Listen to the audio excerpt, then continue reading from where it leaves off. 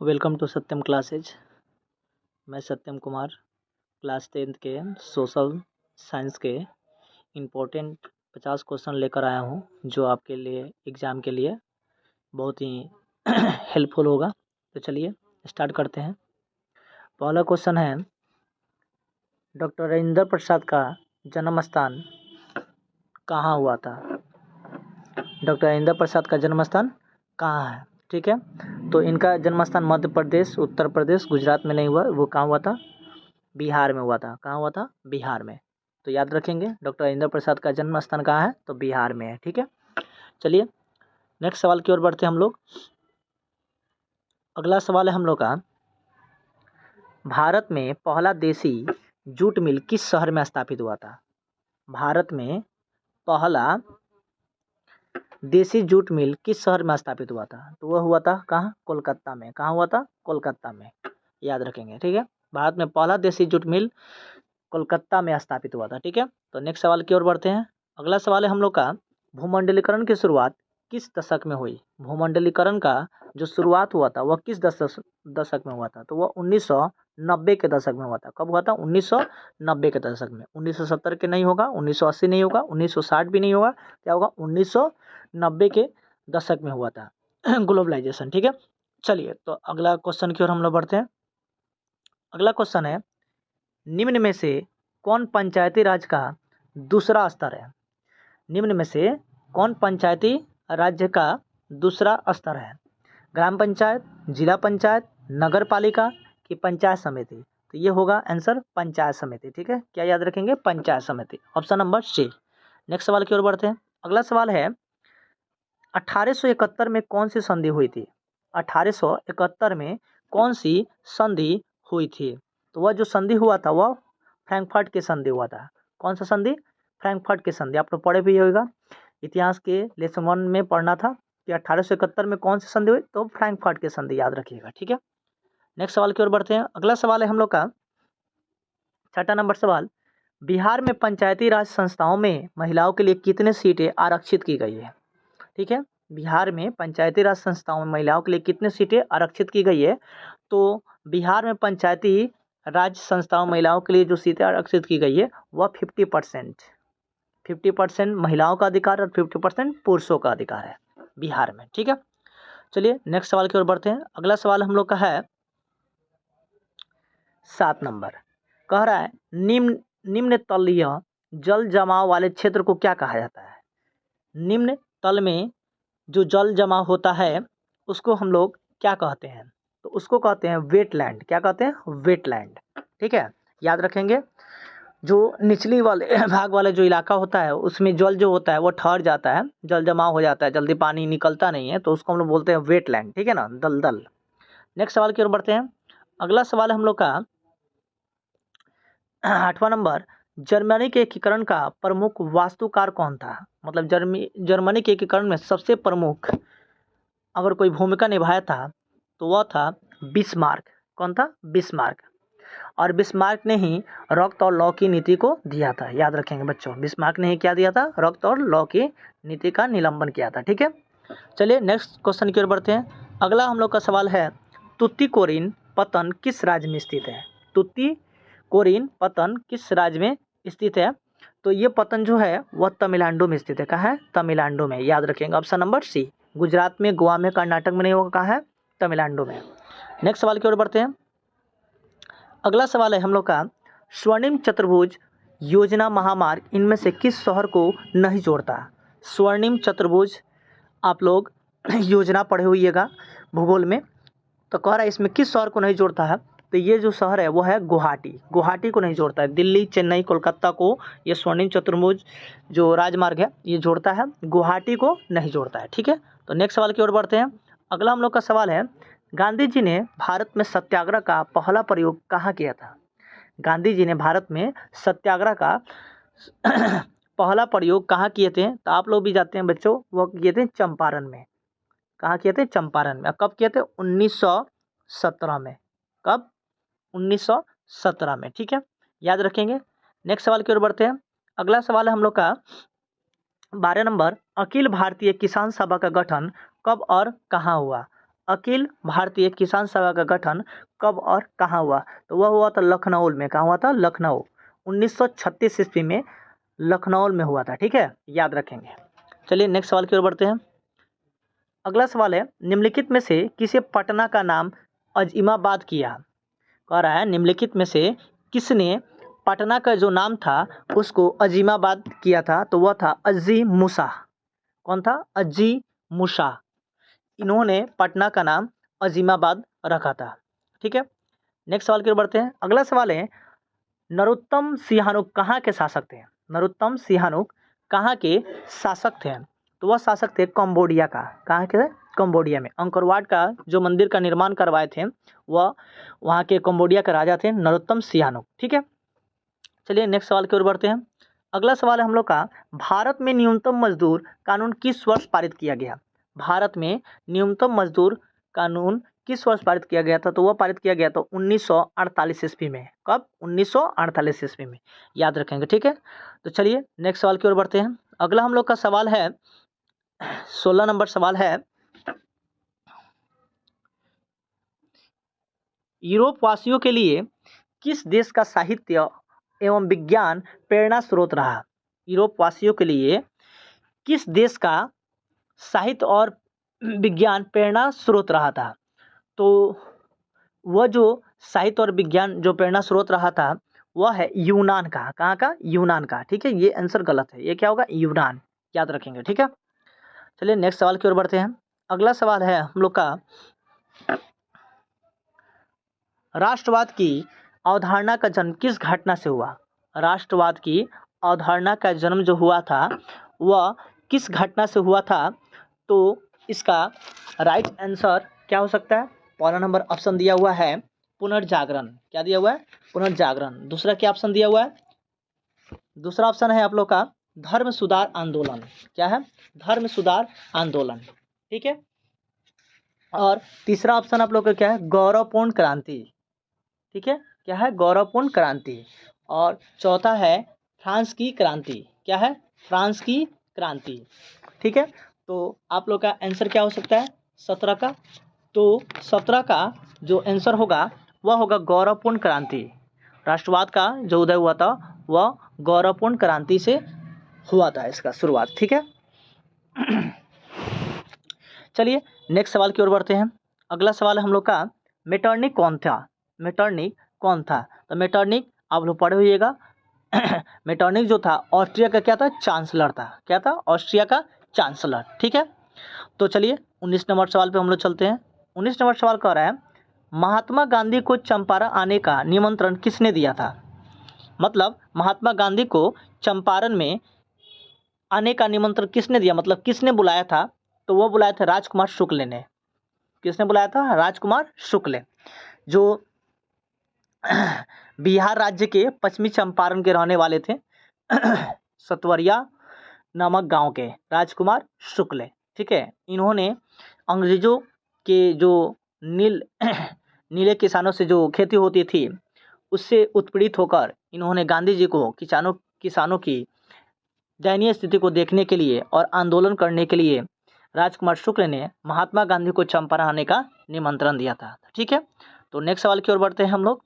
अगला सवाल है हम लोग का, लखनऊ समझौता किस वर्ष हुआ? लखनऊ समझौता किस वर्ष हुआ? तो सभी बच्चे जानते हैं लखनऊ समझौता जो हुआ था 1916 ईस्वी में हुआ था। कब हुआ था? 1916 ईस्वी में। ठीक है, तो नेक्स्ट सवाल की ओर बढ़ते हैं। अगला सवाल हम लोग का, भारत का डाक विभाग कितने जोनों में बटा हुआ है? भारत का जो डाक विभाग है वह कितने जोनों में बटा हुआ है? तो वह 8 विभाग में बटा हुआ है। कितने में? 8 विभाग में। ठीक है, ऑप्शन नंबर ए। चलिए नेक्स्ट सवाल की ओर बढ़ते हैं। लिखा है 2001 की जनगणना के अनुसार बिहार की साक्षरता कितनी थी? तो बिहार की जो साक्षरता थी वह थी 61.8%। ठीक है, चलिए तो हम लोग नेक्स्ट सवाल की ओर बढ़ते हैं। अगला सवाल हम लोग का 23 नंबर, बिहार की पहली रेल लाइन कौन थी? बिहार की पहली रेल लाइन कौन थी? तो बिहार की पहली जो रेल लाइन थी वह ईस्ट इंडिया रेलवे था। कौन था? ईस्ट इंडिया रेलवे, याद रखेंगे। ठीक है, चलिए नेक्स्ट सवाल की ओर बढ़ते हैं। 24 नंबर, कहलगांव तापीय विद्युत परियोजना किस जिला में अवस्थित है? कहलगांव तापीय विद्युत परियोजना किस राज्य में किस जिला में किस जिला में स्थित है। ठीक है, तो वह जो स्थित है वह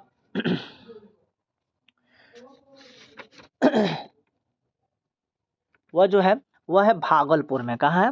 भागलपुर में, याद रखेंगे। ठीक है, कहाँ? भागलपुर में। ठीक है, चलिए नेक्स्ट सवाल की ओर बढ़ते हैं हम लोग। अगला सवाल है हम लोग का, बिहार की राजधानी कहाँ है? सबसे इजी सवाल है, बिहार की राजधानी कहाँ है? तो सभी बच्चे जानते हैं बिहार की राजधानी कहाँ है? पटना। कहाँ है? पटना। ठीक है, तो नेक्स्ट सवाल की ओर बढ़ते हैं। अगला हम लोग का सवाल है, तिनकटिया प्रणाली किन पर लागू थी? किसानों पर, श्रमिकों पर, व्यापारियों पर, उद्योगपतियों पर? तो आप लोग जानते हैं तिनकटिया जो प्रणाली थी जिसमें किसानों को 3/20 भाग पे नील की खेती करना पड़ता था, तो वह किस पे लागू हुआ था? किसानों पर। किस पे? किसानों पर। और इसी को दूर करने के लिए राजकुमार शुक्ल ने गांधी जी को चंपारण निमंत्रण दिया था आने के लिए। ठीक है, तो चलिए नेक्स्ट सवाल की ओर बढ़ते हैं हम लोग। अगला सवाल है, इनमें कौन चिपको आंदोलन से संबंधित है? मतलब चिपको आंदोलन के जो सपोर्टर थे, जिनके नेतृत्व में हुआ था, जिसके समर्थक थे, तो वह थे सुंदरलाल बहुगुणा। ठीक है, कौन थे? सुंदरलाल बहुगुणा। ऑप्शन नंबर क्या होगा? सी।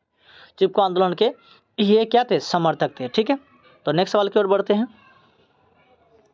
अगला सवाल है, सुंदरवन किस राज्य में स्थित है? सुंदरवन जो है वह किस राज्य में स्थित है? तो सुंदरवन जो है वह पश्चिम बंगाल राज्य में स्थित है। कहाँ? पश्चिम बंगाल। ठीक है, चलिए तो नेक्स्ट सवाल की ओर बढ़ते हैं। अगला सवाल है, इनमें कौन लोहा का अयस्क है? इनमें से कौन लोहा का अयस्क है? तो ये लिग्नाइट, ये बॉक्साइट पायराइट जानते हैं एक अयस्क है। लिग्नाइट दूसरे चीज़ का है, कोयला का है। ये बॉक्साइट एल्युमिनियम का पायराइट है। ठीक है, लेकिन लोहा का अयस्क मेन जो है वह हेमाटाइट है। क्या? हेमाटाइट जो है लोहा का प्रमुख अयस्क है। ठीक है, तो याद रखेंगे। तो नेक्स्ट सवाल की ओर बढ़ते हैं। अगला लिखा है, सबसे घटिया कोयला, सबसे घटिया किस्म का जो कोयला होता है वह कौन है? तो वह है पीट। कौन है? पीट। अगर कहेगा सबसे सर्वोत्तम कोयला का किस्म कौन है? तो एंथ्रेसाइट। कौन होगा? एंथ्रेसाइट। और सबसे घटिया कहेगा तो कौन होगा? पीट।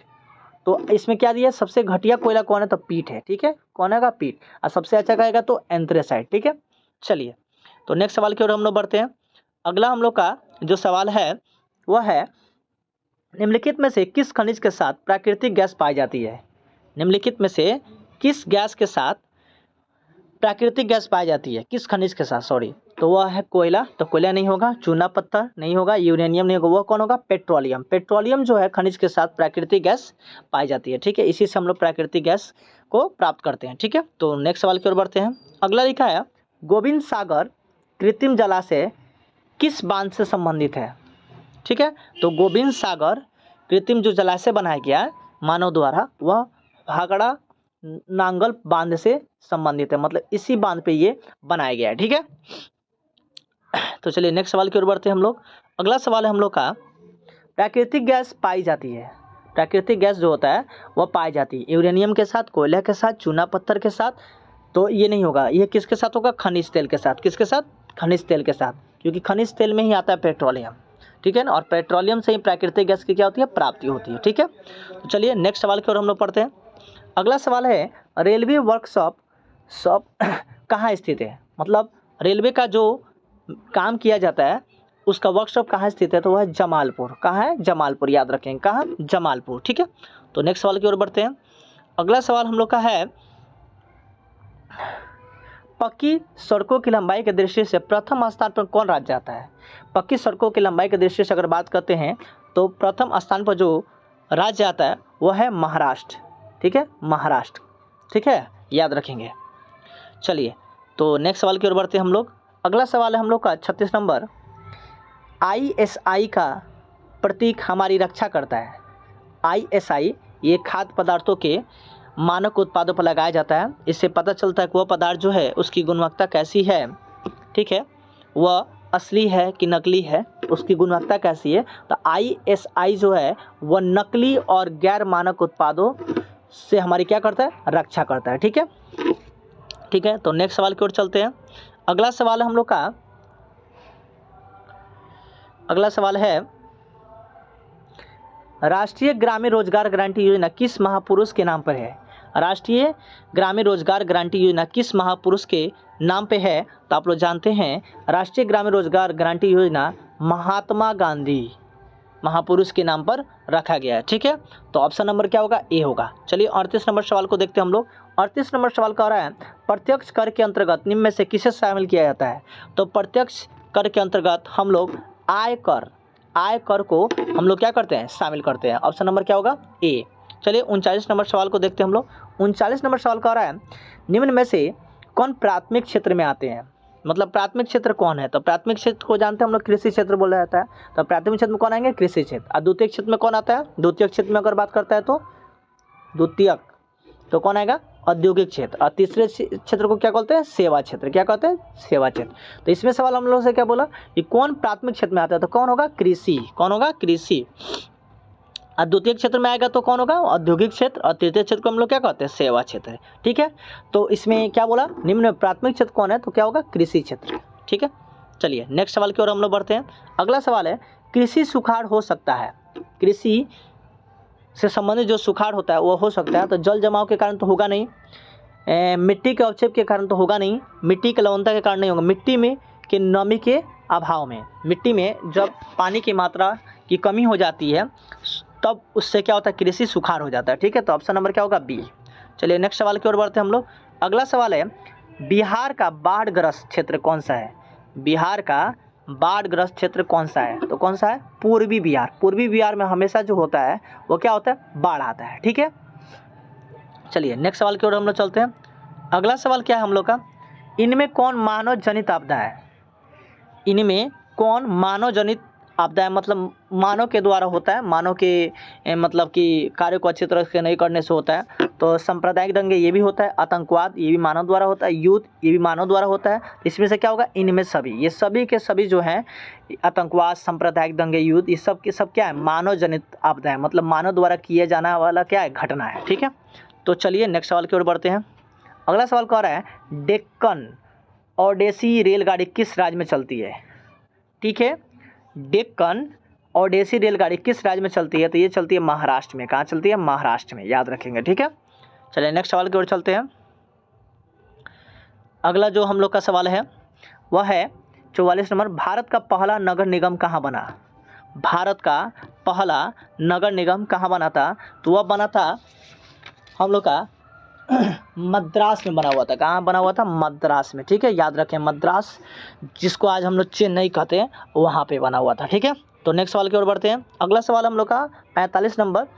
तल चिन्ह की सहायता से किसी स्थान विशेष की मापी गई ऊंचाई को क्या कहते हैं? तल चिन्ह की सहायता से किसी स्थान विशेष की मापी गई ऊंचाई को हम लोग क्या कहते हैं? तो जानते हैं आप लोग क्या कहते हैं? उसको स्थानिक ऊंचाई कहते हैं। क्या कहते हैं? स्थानिक ऊंचाई। क्या कहते हैं? स्थानिक ऊंचाई। ठीक है, तो चलिए नेक्स्ट सवाल की ओर हम लोग बढ़ते हैं। अगला सवाल है विनिमय का सर्वोत्तम माध्यम है? विनिमय का सबसे सर्वोत्तम माध्यम कौन है? इसमें ऑप्शन में क्या दिया है? वस्तु दिया है, चेक दिया है, मुद्रा दिया है, हुंडी दिया है। तो विनिमय का मतलब एक्सचेंज का आदान प्रदान जिसके द्वारा किया जाता है। ठीक है, तो उसका सर्वोत्तम माध्यम कौन है? वस्तु है कि चेक है कि मुद्रा है कि हुंडी है? तो क्या हो सकता है इसका आंसर? तो इसका आंसर होगा मुद्रा। मुद्रा जो है वह एक्सचेंज करने का, ठीक है, सबसे उत्तम माध्यम है। ठीक है, तो चलिए नेक्स्ट सवाल की ओर बढ़ते हैं हम लोग। अगला सवाल है मुद्रा का कार्य है? मुद्रा का कार्य है मूल्य का मापक, मूल्य का संचय। तो मूल्य का ये मापता भी है, मापन भी करता है कि किसी वस्तु का मूल्य कितना हो सकता है, मूल्य का संचय भी करता है, विलंबित भुगतान भी। ये क्या होगा? इनमें सभी। ठीक है, मुद्रा के आप लोग चारे कार्य पढ़िएगा।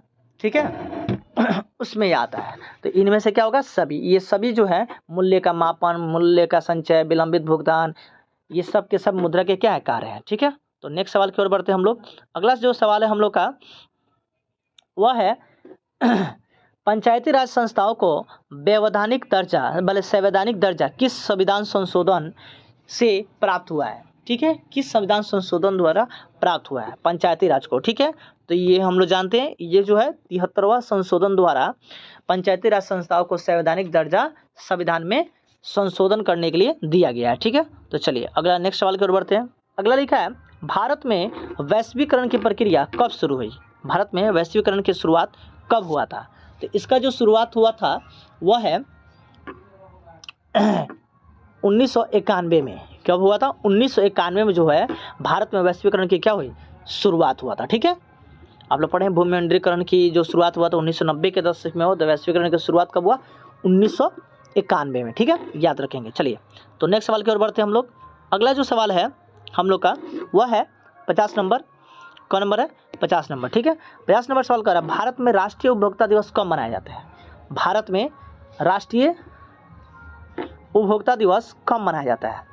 ठीक है, तो हम लोग जानते हैं भारत में जो राष्ट्रीय उपभोक्ता दिवस जो मनाया जाता है वह है 24 दिसंबर को। 24 दिसंबर को हम लोग राष्ट्रीय उपभोक्ता दिवस मनाते हैं। ठीक है, याद रखेंगे। ठीक है, तो चलिए आज हम लोग ने 50 क्वेश्चन किया है, फिर अगले बार हम लोग नेक्स्ट वीडियो में पार्ट 2 सोशल साइंस के पढ़ेंगे लोग, जिसमें 50 और क्वेश्चन भी आएंगे। ठीक है, तो अगर आप लोग को ये वीडियो अच्छा लगता है तो लाइक करें, सब्सक्राइब करें और शेयर ज़रूर करें। Thank you.